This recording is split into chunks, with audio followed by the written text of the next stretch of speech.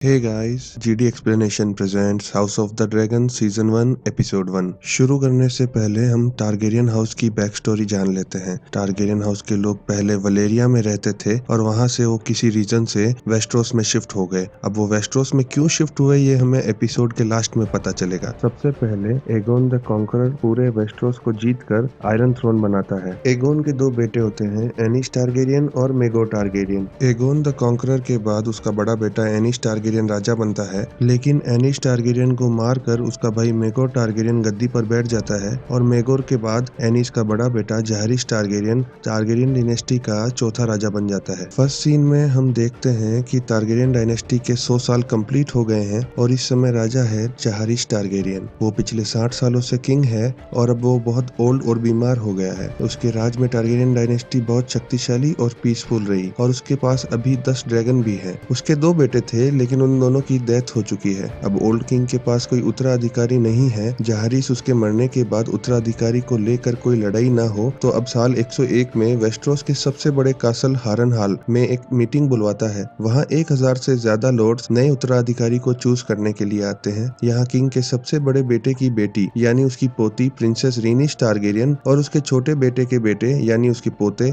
Viserys Targaryen में से एक को चूज करना है। यहाँ हायर क्लेम प्रिंसेस रीनिस का है क्योंकि वो किंग के बड़े बेटे की संतान है, लेकिन सब लॉर्ड्स मिलकर विसेरिस को एज ए किंग चूज करते हैं क्योंकि वो नहीं चाहते कोई फीमेल रूलर आयरन थ्रोन पर बैठे। अब विसेरिस राजा बन जाता है और 9 साल बीत जाते हैं। ये समय है गेम ऑफ थ्रोन्स में डेनेरिस टारगेरियन के जन्म से 172 साल पहले का। हम देखते हैं कि विसेरिस टारगेरियन की बेटी रेनेरा टारगेरियन उसके ड्रैगन साइरेक्स को राइड करके घर लौट रही है। घर लौटते समय उसकी फ्रेंड एलिसेंट हाईटावर भी उसके साथ जाती है। ये किंग के present hand of the king Otto Hightower की बेटी है। रेनेरा की माँ अभी प्रेग्नेंट है और रेनेरा को ये समझाती है कि एक दिन उसे भी उसके हस्बैंड और किंग के लिए ये पीड़ा झेलनी होगी, पर यंग रेनेरा उसकी माँ की बातों को सीरियस नहीं लेती। आगे हम किंग की स्मॉल काउंसिल में Lord Corlys Velaryon of House Velaryon master of ships को देखते हैं, जो कि किंग वसीरिस की कजिन सिस्टर रिनिस टारगेरियन के ही हस्बैंड है। इसके अलावा हम Otto Hightower from House Hightower as hand of the king, Lyonel Strong as master of laws, Lyman Beesbury master of gold और ग्रैंड मास्टर मेलोस को देखते हैं। मीटिंग में लॉर्ड कॉर्लिस किंग को फ्री सिटीज की बढ़ती अलायंस के बारे में बताता है। दोस्तों, जीओटी में टोटल 9 फ्री सिटीज हैं, जिसमें से कुछ के नाम हमने सुन रखे हैं, जैसे ब्रावोस, एसोस, पेंटोस। कॉर्लिस किंग से कहता है कि क्रागस ड्रेहार उर्फ क्रैब फीडर नाम का आदमी अब वहाँ की 3 सिटीज का प्रिंस एडमिरल बन गया है और वो अभी स्टेपस्टोन्स में है, जो कि वेस्टरोस और फ्री सिटीज के बीच में प्रेजेंट एक आइलैंड है और वहाँ अपनी ताकत बढ़ा रहा है। कॉर्लिस उसके शिप्स के लिए चिंतित है क्योंकि वो मास्टर ऑफ शिप्स है और उसके हाउस का सारा पैसा शिप से ही आता है। दूसरी ओर मास्टर ऑफ कॉइन्स बीसबेरी किंग से कहता है कि किंग के छोटे भाई डेमन टारगेरियन ने सिटी वॉच के सोल्जर की ट्रेनिंग के लिए बहुत गोल्ड लिया है और उन्हें काउंसिल में बुलाकर अपडेट लेना चाहिए। अब यहाँ रिनेरा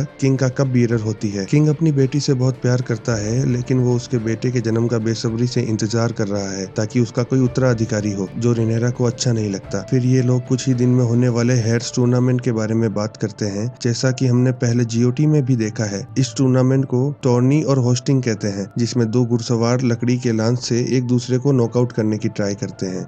नेक्स्ट सीन में हम किंग के छोटे भाई डेमन टारगेरियन को देखते हैं, जो किंग के बेटा ना होने की वजह से खुद को नेक्स्ट उत्तराधिकारी समझता है। रेनेरा और एलिसेंट पार्क में बैठकर बात कर रहे हैं। एलिसेंट रिनेरा से पूछती है कि क्या उसके पिता के पुत्र प्रेम से उसे टेंशन नहीं होती, बट रिनेरा कहती है कि वो बस उसकी माँ के लिए चिंता कर रही है और ये विश करती है कि उसके पिता को एक बेटा ही मिले। यहाँ किंग को आयरन थ्रोन पर बैठने से बैक में एक कट लग जाता है और अब वो वुंड ठीक ही नहीं हो रहा। मास्टर मेलोस उसका इलाज करने की कोशिश कर रहे हैं।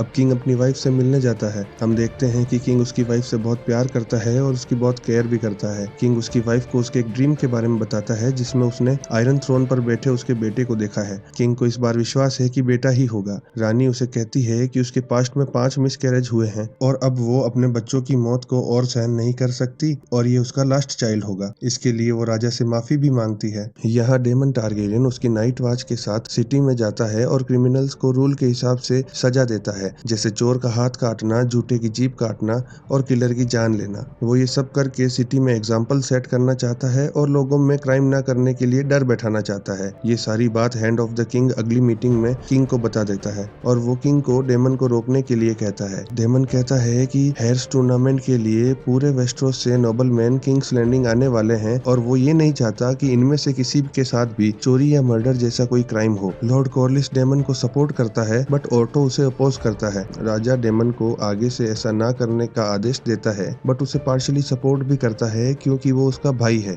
अब टूर्नामेंट चालू होता है और उधर क्वीन एमा डिलीवरी रूम में होती है। डिफरेंट हाउसेस के नाइट्स यहाँ किंग के सामने जोस्टिंग खेलते हैं। इस गेम में घोड़े से गिरने वाला आदमी चाहे तो ग्राउंड पर फुट फाइट भी कैरी कर सकता है। सबसे पहले एक छोटे हाउस स्टारली के सर क्रिस्टन कोल और हाउस बराथियन के लॉर्ड बॉर्मुन के बीच मुकाबला होता है जिसमें क्रिस्टन कोल जीत जाता है। अब प्रिंस डेमन को 13 डिफरेंट हाउसेस के नाइट में से उसका अपोनेंट चूज करना है। Daemon hand of the king Otto Hightower के बेटे ग्वेन हाईटावर को उसका अपोनेंट चूज करता है। गेम में प्रिंस डेमन जीत जाता है और ऑटो हाईटावर का बेटा बुरी तरह घायल हो जाता है। यहाँ हम देखते हैं गेम ऑफ थ्रोन्स के टूर्नामेंट की ही तरह जीतने वाला किसी लड़की से फेवर लेता है अगले मैच के लिए और प्रिंस डेमन यहाँ उस नाइट की बहन और ऑटो हाईटावर की बेटी एलिसेंट हाईटावर से फेवर लेता है। काफी छोटे मैचेस में हम देखते हैं कि हाउस लेनिस्टर और हाउस स्टार्क के नाइट टूर्नामेंट में हार जाते हैं और मारे भी जाते हैं। इसके साथ ही किंग को रानी की डिलीवरी में कॉम्प्लिकेशंस की खबर मिलती है। यहाँ मास्टर मेलोस किंग को चाइल्ड और रानी दोनों में से एक को चूज करने के लिए कहता है, लेकिन बेटे के प्रेम और कोर्ट के उत्तराधिकारी वाले दबाव के कारण किंग बच्चे को बचाने के लिए कहता है। अब मेलोस फोर्सफुली रानी के पेट से बच्चा निकाल लेता है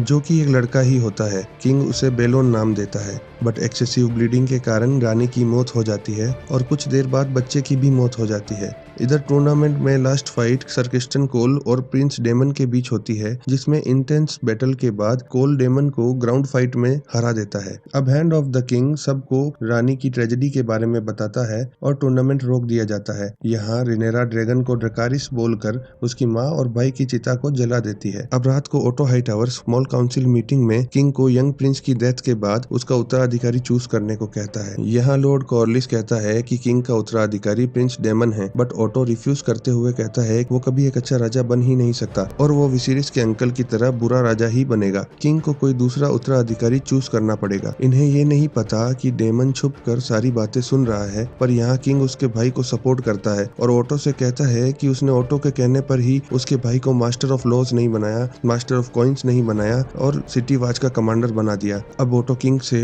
रिनेरा को उसका उत्तराधिकारी चूज करने को कहता है बट सब एक वुमेन को उत्तराधिकारी बनाने से मना कर देते हैं। यहाँ कॉर्लिस उसकी वाइफ को भी उत्तराधिकारी बनाने के लिए फिर से कहता है लेकिन किंग बहुत ज्यादा गुस्से में वहाँ से उठकर चला जाता है क्योंकि कोई भी उसके दुख और लॉस को नहीं समझ रहा, सबको सिर्फ पॉलिटिक्स की पड़ी है। ऑटो उसकी बेटी से रिनेरा के बारे में पूछता है कि अब वो कैसी है और एलिसेंट ऑटो से किंग के बारे में पूछती है। तब ऑटो एलिसेंट को किंग के पास जाकर कॉन्डोलेंस देने के लिए कहता है। एलिसेंट थोड़ा हिचकिचाने के बाद किंग का ध्यान भटकाने के लिए उसके साथ एक हिस्ट्री बुक ले जाती है। किंग को एंशिएंट हिस्ट्री में बहुत इंटरेस्ट होता है तो एलिसेंट कुछ हद तक कामयाब भी हो जाती है। वहीं एक ब्रोथल में डेमन शराब पीकर लोगों से लेट प्रिंस बेलोन के बारे में कहता है कि वो एक दिन का ही उत्तराधिकारी था। हैंड ऑफ द किंग को ये बात पता चलती है और वो मीटिंग में किंग को ये बात बता देता है। किंग इसे एज अ पर्सनल इंसल्ट लेकर डेमन को उसके पास लाने को कहता है। विसिरिस ग्रेट हॉल में किंग्स गार्ड के सामने डेमन से पूछता है कि क्या उसने उसके मरे हुए बेटे के बारे में ऐसा कहा था तो डेमन उसे कहता है कि उसका तरीका था दुख मनाने का, लेकिन विसिरिस नहीं मानता और दोनों भाइयों के बीच बहस होने लगती है। डेमन किंग से कंप्लेन करता है कि कैसे उसके भाई ने पिछले 10 सालों से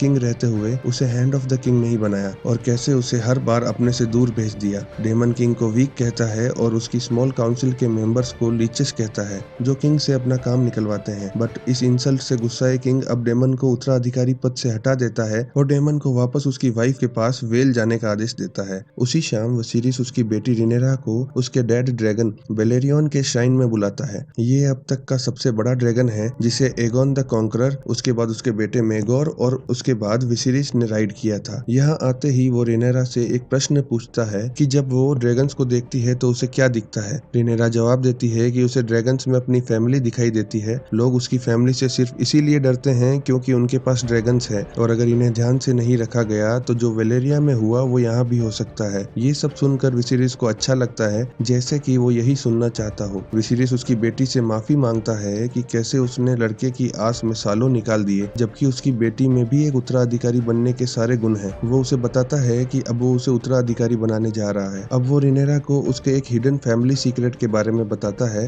वो उसे कहता है टारगेरियंस केवल कॉन्करर ही नहीं बल्कि ड्रीमर्स भी हैं, मतलब कि उन्हें भी ड्रीम्स में फ्यूचर दिखाई देता है। वो उसे उसके ग्रेट ग्रैंडफादर एनार की बेटी डेनिस के सपने के बारे में बताता है, जिसने सपने में वेलेरिया सिटी को खत्म होते देखा था, और उसके पिता एनार उसकी बेटी डेनिस के सपने को हल्के में न लेते हुए वेलेरिया से वेस्ट्रोस शिफ्ट हो जाते हैं। और फिर वाकई में उनके शिफ्ट होने के कुछ समय बाद वेलेरिया सिटी खत्म हो जाती है। ठीक इसी प्रकार एगोन द कॉन्करर ने उसके सपने में मानव जाति का अंत देखा था। ये अंत एक विंटर के साथ नॉर्थ से आएगा, और जब ये आएगा तो आयरन थ्रोन पर एक टारगेरियन का बैठना जरूरी है जो सभी हाउसेस को एक करके उस अंत के खिलाफ लड़े। एगोन के बाद जितने भी राजा हुए उन्हें एगोन का ये विजन पास किया गया और इस अंत के लिए तैयार रहने को कहा गया। विसिरिस इसे song of ice and fire का नाम देता है, और ये इंसिडेंट हमने गेम ऑफ थ्रोन्स में देखा भी है। अब ग्रेट हॉल में किंग सभी हाउस के लॉर्ड्स को बुलाकर उसकी बेटी रिनेरा को उत्तराधिकारी घोषित करता है, और सब लॉर्ड्स किंग के मरने के बाद उसकी बेटी को क्वीन मानने की शपथ लेते हैं। एपिसोड के लास्ट में डेमन हमें उसकी गर्लफ्रेंड और उसके ड्रैगन के साथ वेल जाते हुए दिखाई देता है। दोस्तों, इस एपिसोड में इतना ही। नेक्स्ट एपिसोड में मिलते हैं।